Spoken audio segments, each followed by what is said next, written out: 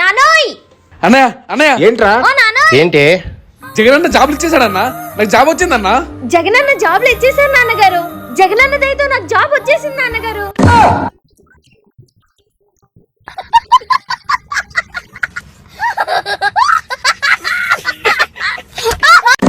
ఏం జాబ్ రా? ఏం జాబ్ అమ్మా? రావాలమ్మా రావాలి.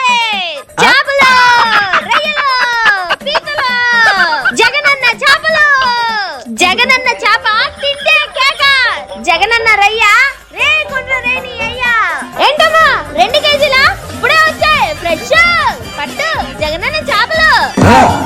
రావాలమ్మా రావాలి, కేజీ చికెన్ కొంటే గుడ్డు ఫ్రీ. రావాలి. ఎంత కావాలి మీకు? మీకెంత కావాలి?